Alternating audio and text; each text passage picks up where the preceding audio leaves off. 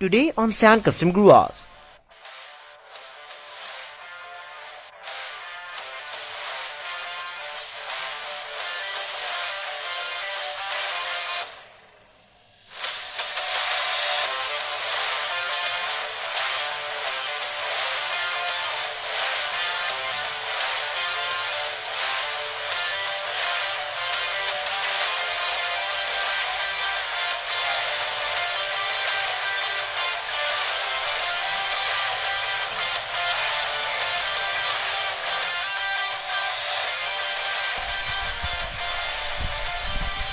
Hello guys, welcome back to Sand Custom Gruvas once again.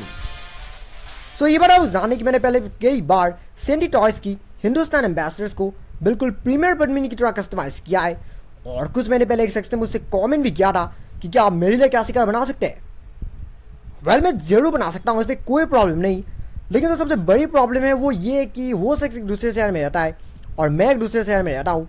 सो अब उनसे एक car लेके उसे कस्टमाइज़ करके फिर से उन तक पहुँचाना मतलब काफ़ी लॉन्ग प्रोसेस हो जाएगा और बहुत सारी कॉम्प्लिकेसी आएगा, शिपिंग करना और ये सब काफ़ी बड़ी प्रॉब्लम हो सकता है। सो इसलिए मैंने सोचा कि ऐसा करने से अच्छा है कि मैं एक ट्यूटोरियल वीडियो बनाऊं जिसे देखकर आप सभी लोग ऐसे कार को घर पे ही रेडी कर सकते हैं और वो भी बहुत ही आसानी से। तो सबसे पहले मैं आप लोगों को एक कार दिखाना चाहूँगा। तो ये कार मैंने आप लोगों को पहले भी कई बार दिखाया है, लेकिन आज का ये वीडियो इस कार के ऊपर नहीं बल्कि इस कस्टम बिल्ड के ऊपर है। अगर आप इस कार को अच्छे से देखें तो ये एग्जैक्टली फिएट की तरह ही दिख रही है, जबकि ओरिजिनल ये सेंटी टॉयज की एम्बेसडर टैक्सी हुआ करता था जिसे बस फिएट की तरह कस्टमाइज किया गया है। तो ऐसे काम आप कैसे कर सकते हैं, तो इस वीडियो को मैं ज़्यादा लंबी नहीं करना चाहता, सो इसलिए मैं आप लोगों को सारे स्टेप्स फटाफट से समझा देना चाहूँगा। तो सबसे पहले आप लोगों को एक क्लीन कार की ज़रूरत है। ये मैटर नहीं करता कि आपकी कार कितनी पुरानी है, मैटर करता है तो आपकी कार की कंडीशन और जो कार स्टॉक कंडीशन में है या नहीं, ये भी काफ़ी मैटर करता है। अगर आप एक ऐसी कार चूज़ करेंगे जो पहले से ही रिस्टोर्ड है या फिर पहले से ही काफ़ी बार रीपेंटिंग वगैरह या फिर काफ़ी बहुत मॉडिफिकेशन डन किया हुआ है, सो वैसे कार में कस्टमाइजेशन अच्छा नहीं दिखेगा। तो इसलिए अगर आप एक फुल्ली स्टॉक कंडीशन की मॉडल चूज़ करेंगे या फिर कोई नई मॉडल चूज़ करेंगे तो वो ज़्यादा बेटर होगा। और एक और दूसरी चीज़, सेंटी टॉयज की मॉडल ही चूज़ करें। अगर आप कोई दूसरी एम्बेसडर की स्केल मॉडल चूज़ करेंगे तो उससे कस्टमाइज़ करने में थोड़ा सा मुश्किल होगा। सो इसलिए अगर आप एक सेंटी टॉयज की मॉडल ही चूज़ करेंगे तो वो ज़्यादा बेटर होगा। सबसे पहले आपको क्या करना है, जो साइड विंडोज है, क्योंकि एम्बेसडर्स और फिएट देखने में ओरिजिनल ही आइडेंटिकल दिखती है, सो इसलिए इन कार्स को कस्टमाइज़ करना उतना मुश्किल नहीं है जितना कि काफ़ी लोग सोचते हैं। सो सबसे पहले आप लोगों को साइड की जो विंडोज़ है उन्हें डिटेल करना है, क्योंकि ये बार आप जाने कि फिएट की जो साइड विंडो है यानी कि इस पीसी के विंडो की बात कर रहा हूँ, ये काफ़ी स्क्वायर होता है जबकि एम्बेसडर की विंडो काफ़ी राउंड होता है यानी कि काफ़ी कर्व होता है। सो इसे फिएट की तरह लुक देने के लिए आप लोग को ये वाला पोर्शन एक्स्ट्रा ड्रॉ कर देना है। आप इसे परमानेंट मार्कर की मदद से ड्रॉ कर सकते हैं। आप लोग यहाँ सामने की जो लाइन है उसे बिल्कुल एकदम स्ट्रेट लाइन में ड्रॉ कीजिए ताकि बाद में ये कहीं से भी पता भी ना चले कि इसे बाद में ड्रॉ किया गया है। और साथ में अगर इस क्रोम ट्रिम की बात करें, पर क्रोम नहीं, ये सिल्वर ट्रिम्स है, मैं इन पतली ट्रिम्स की बात कर रहा हूँ। इन्हें आप लोग रिफ्लेक्टिव वाइनल की मदद से तैयार कर सकते हैं। ये रिफ्लेक्टिव वाइनल यानी कि मैं उस वाइनल रैपिंग की बात कर रहा हूँ जो कि ट्रक्स और बसेस में देखने को मिलता है, यानी कि जो लाइट पड़ने से जो चमकती है, मैं उस वाली वाइनल की बात कर रहा हूँ। आप वैसे वाइनल को यूज़ कर सकते हैं, उन्हें बिल्कुल छोटी छोटी स्ट्राइप्स काट सकते हैं उनकी मदद से और फिर उन स्ट्राइप्स को अच्छी तरह से कार की जो बॉडी उसमें अच्छी तरह से चिपका दे। लेकिन हाँ, एक चीज़ याद रखिएगा, वैसे स्ट्राइप्स में जॉइंट पर मार दीजिए।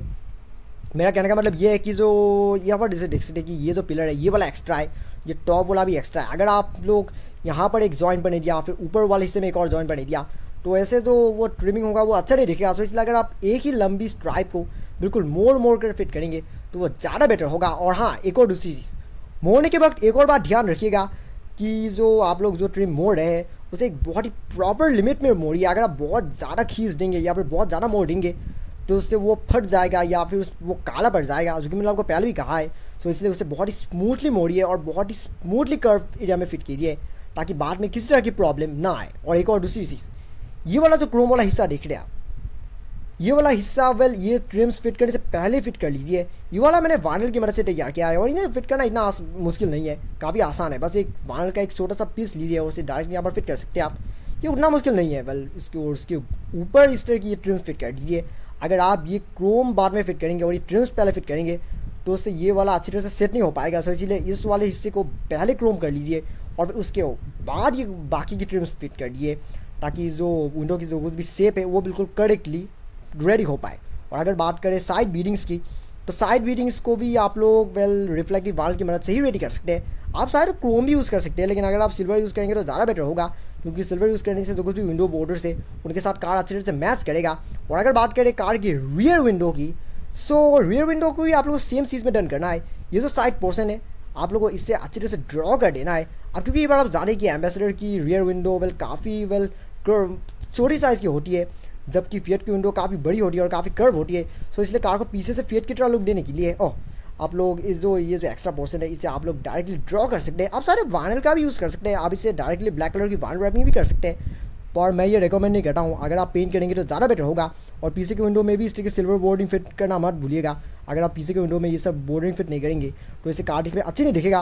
और एक और दूसरी और सबसे ज़रूरी चीज़, विंडो टिंटिंग। सो सामने के विंडो को टिंट करने की ज़रूरत नहीं है, लेकिन जो साइड के और पीछे के विंडो है उसे टिंट करना बहुत ही ज़रूरी है, क्योंकि यहाँ पर ये जो कुछ भी एक्स्ट्रा पोर्शन है अगर आप विंडोज़ को टिंट नहीं करेंगे तो ये जो कुछ भी इससे आपने बाद में ड्रॉ किया है ये सब दूर से नज़र आएगा। तो इसलिए अगर आप विंडोज़ को अच्छी तरह से टिंट कर देंगे तो उससे ये जो कुछ भी एक्स्ट्रा पोर्शन जो कि आप लोगों ने बाद में ड्रॉ किया है वो कहीं से भी नज़र नहीं आएगा और कार बिल्कुल वैसे ही दिखेगा जैसा कि आप लोग चाहते हैं। और अगर इस लाइसेंस प्लेट की लाइट्स की बात करें तो आप इन्हें डबल साइडेड टेप की मदद से बना सकते हैं। तो ये वाला मैंने काफ़ी समय पहले रेडी किया था, सो इसीलिए काफ़ी वो निकल गया है। आप लोग डबल साइडेड टेप की पीसेस की मदद से ये सब रेडी कर सकते हैं और फिर उसके ऊपर क्रोम रैपिंग फिट कर दीजिए ताकि ये बिल्कुल ओरिजिनल कार की लाइसेंस प्लेट की लाइट की तरह ही दिखे।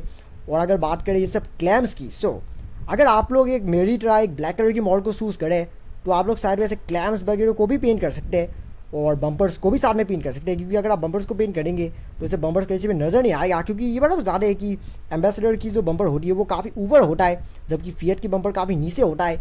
तो इसीलिए अगर आप चाहते कि ये कार और ज़्यादा फिएट की तरह दिखे तो आप लोग बम्पर्स को भी इस तरह से पेंट कर सकते हैं। लेकिन अगर आप कोई दूसरी कलर की मॉडल चूज़ करें, जैसे कि for example white colour, red colour, blue colour या फिर कोई और दूसरी कलर की मॉडल, सो उसमें इस तरीके से करने की ज़रूरत नहीं है, क्योंकि अगर आप उसमें बम्पर्स वगैरह को पेंट करेंगे तो कार और भी ज़्यादा बुरा दिखेगा। सो इसीलिए ये सब ब्लैक आउट पार्ट्स से ब्लैक कलर की मॉडल पे ही कीजिए।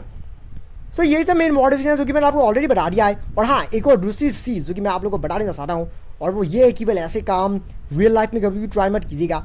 मैं ये ट्यूटोरियल सिर्फ और सिर्फ स्केल मॉडल्स के लिए बना रहा हूँ ताकि आप लोग ऐसे सेंटी टॉयज़ के ये सब मॉडल्स को वेल इस तरह से फिएट में कन्वर्ट कर सकें। मैं असली कार के लिए ये ट्यूटोरियल नहीं बना रहा हूँ, क्योंकि ऐसे काम रियल लाइफ में मोस्ट लाइकली इलीगल है, क्योंकि इस तरह से किसी एक कार को कस्टमाइज़ करके किसी और दूसरी कार की तरह लुक देना ये सब लीगल नहीं है। सो इसीलिए ऐसे काम रियल लाइफ में कभी भी ट्राई मत कीजिएगा। ऐसे काम सिर्फ और सिर्फ स्केल मॉडल्स के लिए है, इस तरह की सेंटी टॉयज़ के मॉडल्स के लिए है, ताकि आप लोग घर पे ही एक प्रीमियर पद्मिनी का एक स्केल मॉडल रेडी कर सके। हाँ, सो फाइनल वर्क टुडे इस वीडियो को एंड करने का मैं उम्मीद करता हूँ कि आप लोगों को ये ट्यूटोरियल पसंद आया होगा, क्योंकि इस ट्यूटोरियल में मैंने सारी चीज़ें बिल्कुल स्मूथली समझा दिया है और काफ़ी इजीली समझा दिया है।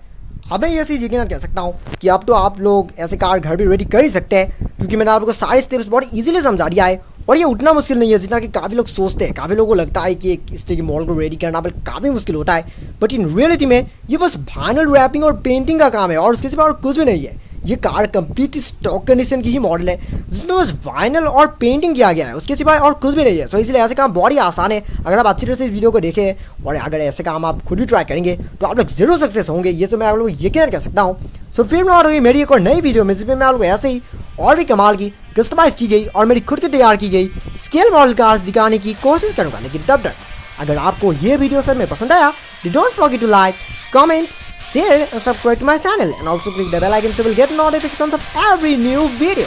Thank you very much for watching my video. Have a nice day.